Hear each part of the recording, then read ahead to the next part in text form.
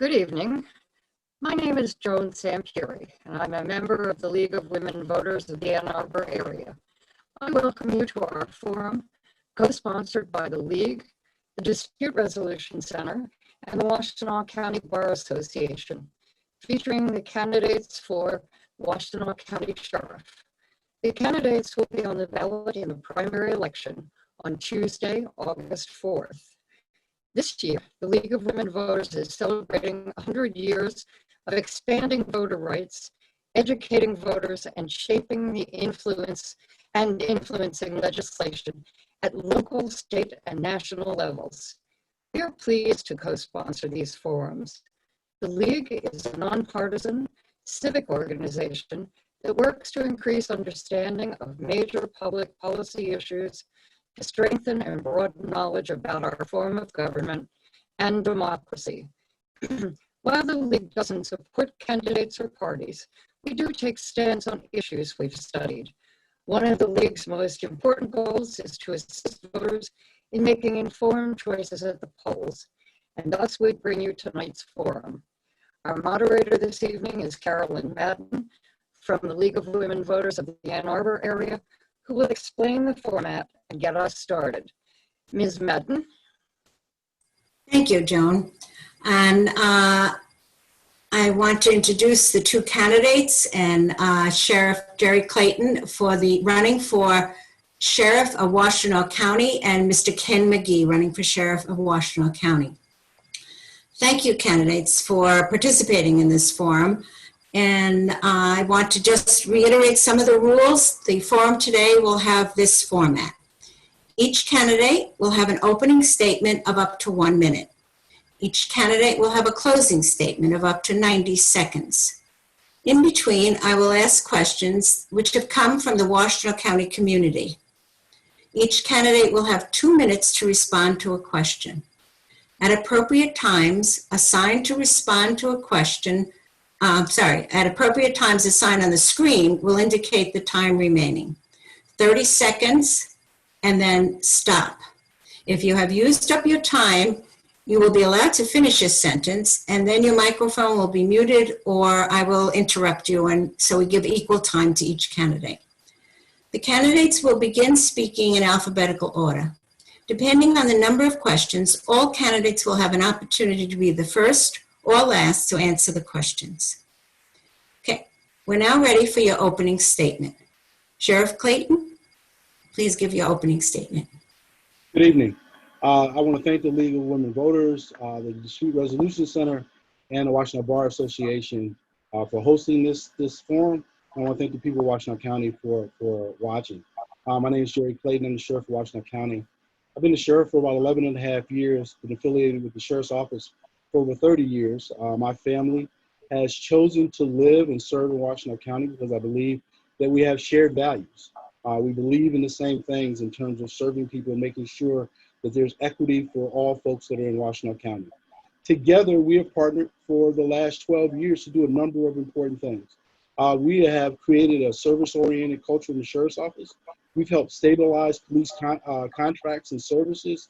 Our Metro Dispatch now serves over 93% of the critical calls, emergency calls in Washtenaw County, saving the cities of Ypsilanti, Pittsfield Township, and Ann Arbor City hundreds of thousands of dollars. Our corrections operation has been identified as a center of excellence for the National Institute of Corrections, and we passed a public safety millage to support deflection, diversion, and reentry services. I look forward to continuing this forum. Thank you very much, Sheriff Clayton. Now, Ken Magee, please, your opening statement. Yes, my name is Ken Magee. I was born and raised in Ann Arbor. This is my community. I choose to become involved in the sheriff's race because I care about our community. I have a bachelor's degree and a master's degree in criminal justice and almost 30 years of law enforcement experience, not only with the federal government, but also state and local organizations.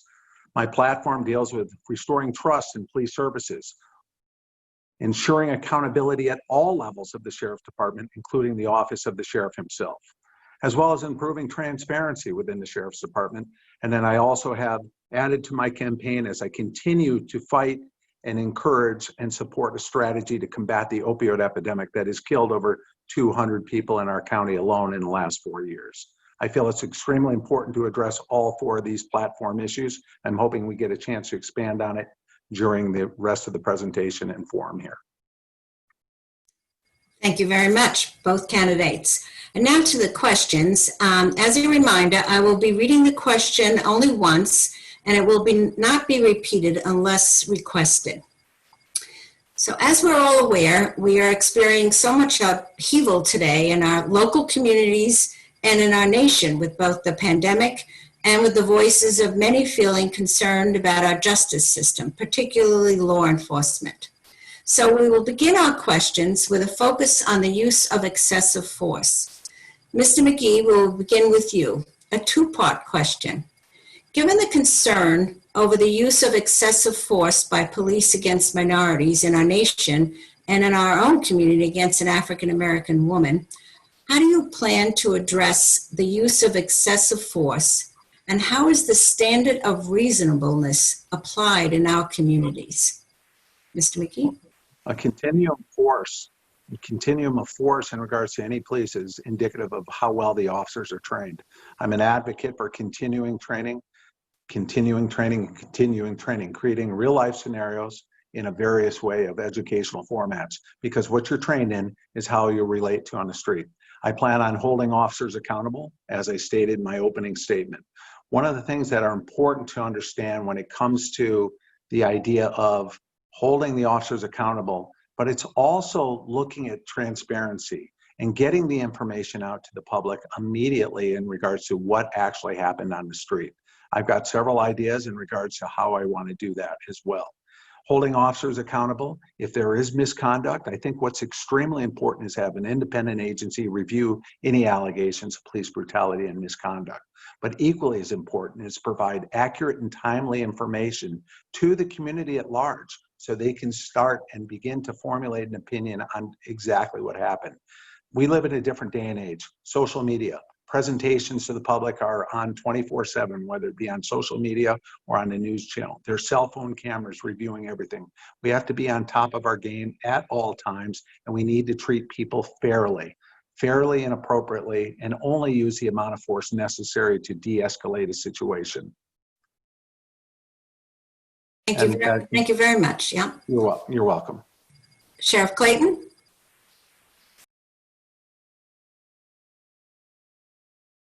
You have to unmute yourself. Got it. So excessive force is one of the issues that's been paramount, not only now, but it's been an issue for decades as it relates to police actions, especially connected to Black and brown individuals. So when we think about force, we have two pieces. You have the resistive behavior of the individual and the amount of force or control used by the staff person. So you have to consider all of those. You asked about the standard of reasonableness.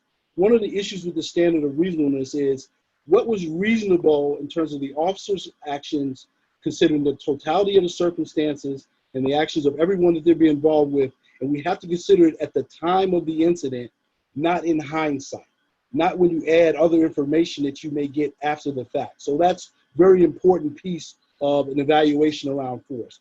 I agree around we have to have the right policy. So the policy has to speak to all the dynamics associated with use of force. And we had an issue around 8 Can't Wait. 8 Can't Wait came out after the incident that happened here in the George Floyd, and they made demands around the sheriff's office use of force policy. We have our policy posted publicly.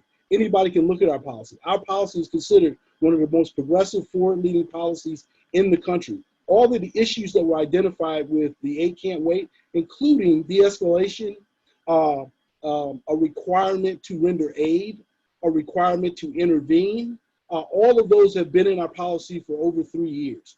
We redid our policy. We continue to review our policy.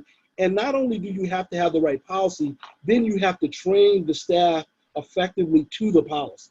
So when you put out direction for your staff, now you have to train to make sure that your staff have the knowledge and skills necessary to behave in the way that you want them to behave as you've articulated in the policy. And then the last piece is evaluation and feedback. You not only have to address when staff act outside of the policy, you have to identify when they act within the policy and make sure that you acknowledge that, because that's how you get to continue appropriate behavior by your staff. Okay, thank you very much. Second question, Sheriff Clayton, what approach do you advocate for concerning intervention by officers with other officers in situations where excessive force is being used? Yeah, so I spoke to that in the policy. So in our policy, we make it very clear that you have a duty to intervene. So you not only have a duty to intervene when you see a fellow officer, and it does not matter regardless of rank or experience or the role that they're playing, if you see that they're behaving illegally outside of our policy or outside of our values, you have a requirement to intervene. So we've had this conversation in our organization, and the conversation is around the do we have each other's back? And I think it's very important because police work in partnership, and they have to be confident that the person that they're working with will have their back. But there's a line that's drawn there. And I encourage my staff to have each other's back, but only if they work within policy, they work within the law, and they work within the values of the agency. If we have a fellow member of the sheriff's office that works outside of any of those three, then I don't have your back in terms of that behavior. I will then have your back of the rest of the organization, because once we have someone in our organization that decides to go outside of policy, law, and our values, then they don't have everybody else's back, and they don't have the community's back. So it's not just important to have it in the policy and to train to it, you have to speak to it in terms of the values and the culture in the organization. Thank you very much. Mr. Magee, you have to unmute. Yeah. I'm not going to disagree with many of the things that the sheriff said, but what I will say is this: policy, law, and basically the values of the agency, in my opinion, are something that have to be brought forward, constantly spoke about every single day, every single briefing. We need to constantly educate our officers on a lot of these topics. I also believe that when you're looking at situations like this, I will then again revert back to transparency. The problem that we have in today's day and age, and that is the lack of transparency and the difficulty in regards to getting the documents or getting the videos, getting the things. So not only is it important to follow through with all the things that the sheriff suggested and implemented and continue to do those things, but it's important to make sure that the public knows that we're doing it. If we're only doing it internally within the organization, but not expressing that to the exterior community, to all the members of the community, to the members of the community of color, the demarginalized communities, the communities that have a situation where they have a distrust of police. I already spoke in my opening statement about restoring trust in police services, getting in front of any situation and making sure the community knows that we're handling it appropriately, making sure that the community knows that they're going to have complete access to the information and immediate and timely access. And that basically concludes my statement. I believe that, yes, we need a policy. Yes, we need to follow the law. Yes, we need to have the values of the agency. But what I also believe is more important, equally as important, if having all of those things, is to make sure we're implementing them, and we're making sure that the public knows we're implementing them, and we're making sure that the public has oversight into those areas to make sure that they're being handled accordingly. And as we've promised, following those three ethics of policy, law, and values of the agency. Thank you.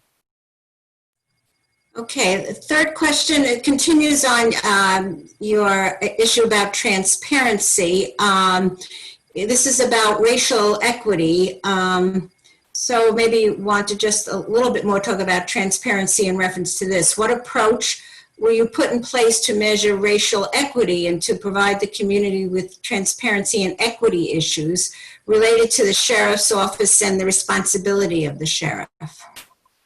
Well, I will continue to study the statistical data such as traffic stops and things of that nature, as well as arrests, and look at the statistics as it regards to arrests and the percentages of the population, the types of crime, and crime-specific activities. I think that's extremely important to do when you're talking about racial disparities. Are races being targeted? I hope not. And if they are, I'm going to end it. I'm going to make sure that we take a look at any situation where there's an accusation of race or a continuum basically that race is being targeted, and I'm going to address it immediately.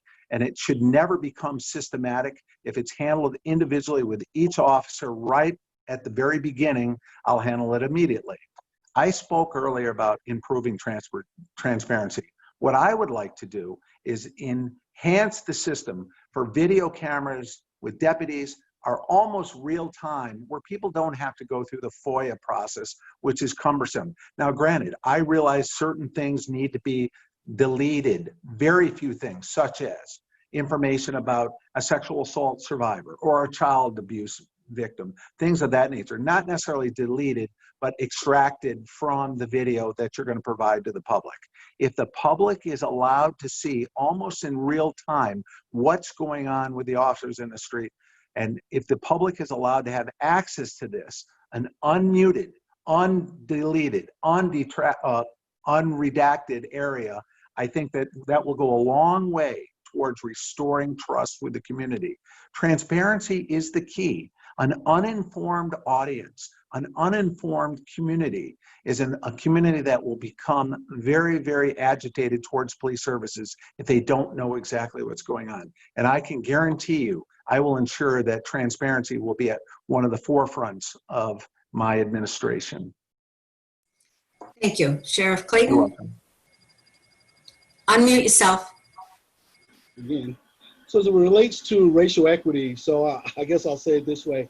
So I spent almost 20 years working in the field of bias-based policing. So understanding that not only do you have to collect the right data, but you have to analyze the data in a way that gives you a true view of whether there's disparate impact on any particular group as it relates to your deployment strategies, your engagement strategies, all of that. So we have that in the sheriff's office.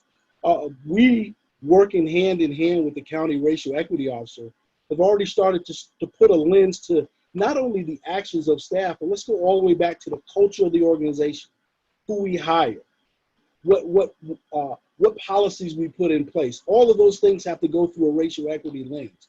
We're getting ready to announce in the next day or so that we are bringing into the sheriff's office a director of diversity, equity, and inclusion. And here's why. This position will be very similar to the position of our community engagement director. It all starts with culture. So I can put the right policy in place. I can put the right training in place. But if I don't have the right culture with the right beliefs and the right values, staff still will work outside of those lines. And it's important for us as an organization to continually filter everything that we do through this lens of equity, diversity, and inclusion to be a better organization. As far as openness and engagement that Ken talks about in terms of transparency, we practice that. All of our critical policies are forward-facing. So no one has to ask about our policies. You can go on our website and look at our policy. When we were in the middle of COVID, the COVID like we are now, and people had concerns, this is more than just the police services. This is about corrections. This is about dispatch. The sheriff's office is wide-ranging. When there are questions about the inmates or incarcerated individuals in our jail and the effects of COVID, we put all of our information forward-facing so people could actually see what was going on. As it relates to real-time access to cameras, we got to be really careful with that, because it's not only protecting the rights of the staff, but it's protecting the rights of community members. You can't let those images out unchecked. Okay, thank you very much. Question number 5, Sheriff Clayton, to what extent do you think law enforcement is burdened by having to deal with issues such as homelessness, untreated mental health, and youth violence? What should law enforcement's role be in these areas? Well, here's why law enforcement or police services is what they call, because we are the 24/7, 365. We are the ones that people pick up the phone, they call 911, they need someone to react to. So all this conversation around defunding, all the conversations around where we should have mental health specialists respond to mental health issues and substance use disorder people respond to substance use disorder situations, I totally agree. But you can't just do it automatically and say the police won't respond. I've talked to a number of substance use disorder individuals, clinicians, mental health clinicians, and they tell me the same thing. Sheriff, we want to respond with you. We don't want to respond instead of you. Because we know, our stats show us that most of the calls that our police officers, not just the sheriff's office, but police officers around the country respond to, they're not mental health calls. They're calls of suspected criminal activity or suspicious behavior. And then when the police officer gets on the scene, if they've been trained, now they can identify this person may have a mental health issue, or this person may have a substance use disorder issue. Now, how do I respond to that? So police officers need to be trained in it, and we need to have community resources where they are either riding with those individuals, so there's a dual response, or they have the immediate ability to call one of those individuals and respond to the scene. That's why de-escalation is so important. Police officers understanding that time and space is their friend. There's no need for them to come in and engage right away, to solve the issue right away. If they're trained, educated, and cultured in a way where they know, look, at the end of the day, I want everybody to go home safe. There should not be a contact with police, especially if it's any other issue where people end up worse off than when the police came. Everybody, the sanctity of all human life means everybody should end a contact physically, emotionally, and psychologically sound. And the way you do that is by integrating all those services. I don't believe it should be one or the other. It should be all working collectively together. Thank you very much. Mr. Magee? I think that when you come to the topic of police services and involvement in homelessness, substance use disorders, and things of that nature, I think it's imperative that we continue to train the police officers on all of those topics. I have a concern with the way the sheriff is running the organization at this point in time when it comes to these matters. He talks about de-escalating training. He speaks about training of officers. He speaks about anti-bias training and some of the other trainings. He talks about substance use disorders. I have a problem with the sheriff that he owns a private company that teaches all of these topics to police officers throughout the state. And I feel that's inappropriate to be able to teach police officers and gaining personal finance from these teachings. And I'm saying that the money does not go to Washtenaw County Sheriff's Department, it goes directly to Jerry Clayton. And that's part of the problem with the absentee sheriff in regards to what I've talked about. All of these problems that you speak about in the community, and when he speaks about hiring an additional person to assist on the street or assist in the agency, all of those hirings that he's speaking about are administrative top level organizational members, which I feel are doing a job that he should be doing.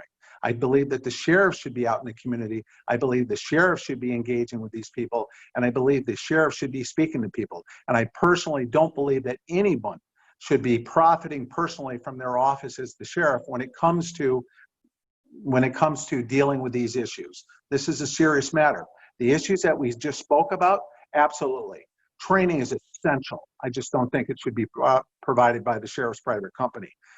Communication and working hand in hand with community mental health and other organizations, essential. We need our police officers to respond to these problems, but we also need them to work closely with social workers and the substance use disorder addiction counselors and people of that nature so that we can incorporate a systematic plan to combat these problems, but also not putting the social workers and those individuals in harm's way. Thank you very much. Thank you. This is probably the last question before you'll have time then also for your closing statement. But the last question has to do immediately relevant. What is your approach to enforcing the governor's orders? And do you have any discretion in enforcing those orders? And what would that look like, particularly related to the pandemic in today's world? Sheriff Clayton, unmute yourself. Yeah, so we just sent out a press release that was actually crafted by the sheriff's office, agreed upon with all the law enforcement leaders in Washtenaw County. And our approach to the executive orders has been pretty consistent. That we believe that it's really important that the majority of people in Washtenaw County will adhere to the executive orders if they understand what they are. So when we get a call, we respond. We believe that we should educate first, engage that individual, tell them what the order states, tell them what the potential sanctions could be if they don't follow it. And what we have found is we get tremendous compliance as a result of that. We don't want to issue citations in a time where people are struggling financially. We don't want to arrest folks and put them in jail after we have spent months and months working with the courts to get people out of jail. So there are two pieces to this latest executive order. They're for businesses and they're for individuals. So for the businesses, for those that are not enforcing the order, and someone sees that, we encourage them to call Metro Dispatch Metro Dispatch, if it's in our jurisdiction, will respond. If it's in another jurisdiction, that local agencies will decide how they respond. But also Metro Dispatch will advise that individual to also make sure that the business actually has an understanding of what's going on. If it's an individual themselves and the business owner has tried to get the person to wear a mask and they won't wear a mask, and then they ask them to leave and they won't leave. So now we're into a potential trespassing situation. So now if our deputy sheriffs respond, they will engage that person again, try to educate them, try to engage them, get them to comply. And if they don't, and the property owner says, I want you to leave, then we have the ability to issue that person a trespass notice, and they could be prohibited from entering that establishment up to a year. It might not be a year, but it could be up to a year. So what we're trying to do is get compliance in the least restrictive way to keep us all safe. Thank you. Mr. Magee, your time. Unmute yourself, Mr. Magee. We'll start the time again. I feel that the police services should not be utilized to enforce a public health issue. I have serious concerns about issuing somebody a citation, giving them a criminal charge, and having them have an economic impact of $500 to $1,000. I have a problem with all of those things.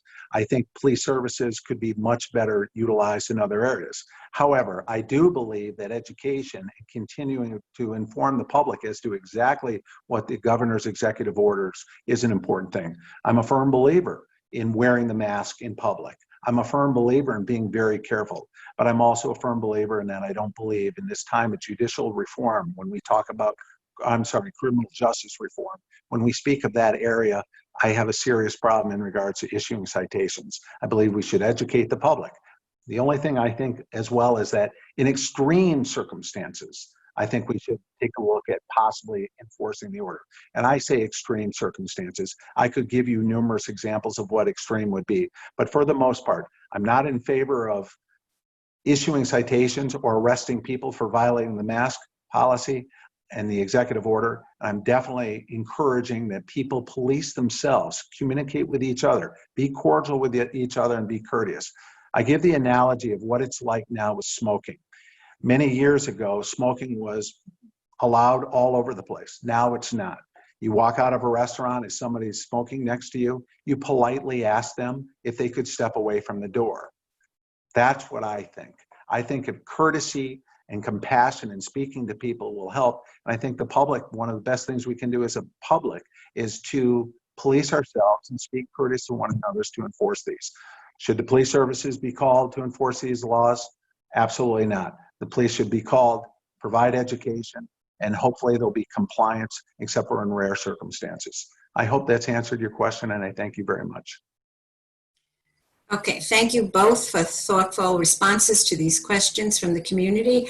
And we're now going to give you an opportunity to do your closing statement. We'll go with Sheriff Clayton again. Please do your closing statement, and you have 90 seconds. So thank you once again for hosting this forum. We're in unique and challenging times. I think you talked about it when we first started. Global pandemic, national moment around racial equity. And during these times, leadership matters. Leadership has always mattered, but never more than now.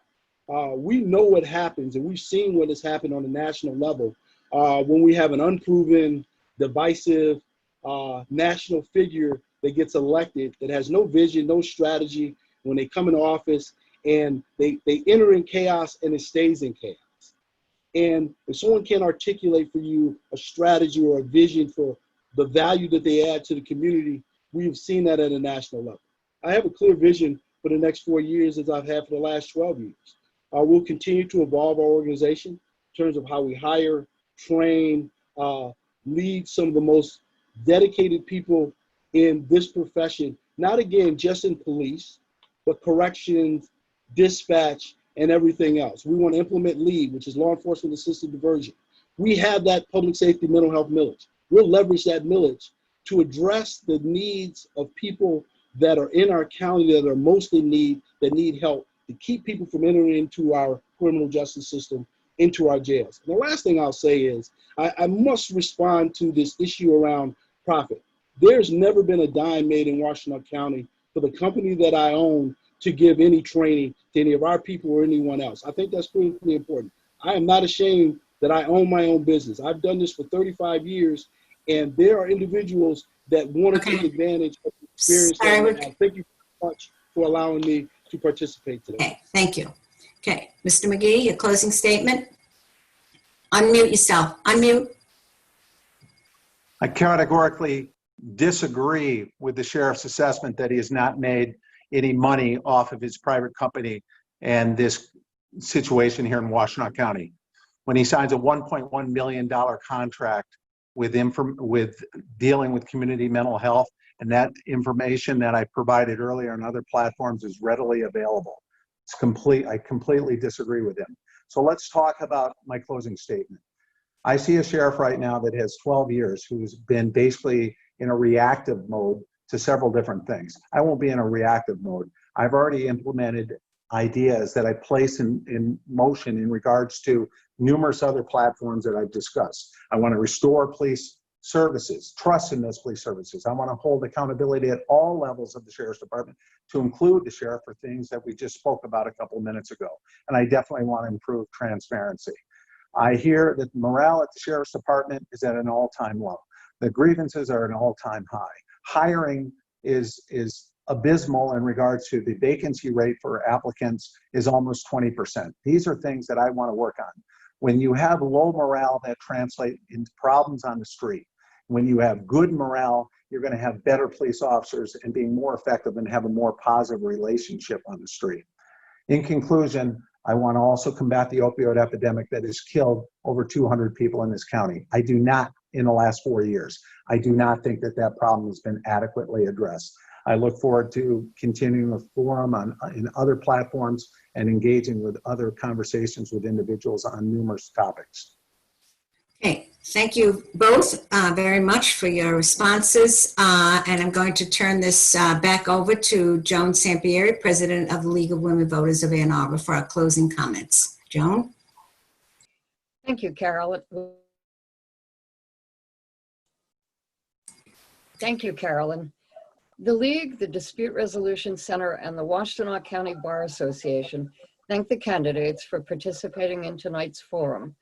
And to those who contributed questions, thank you too.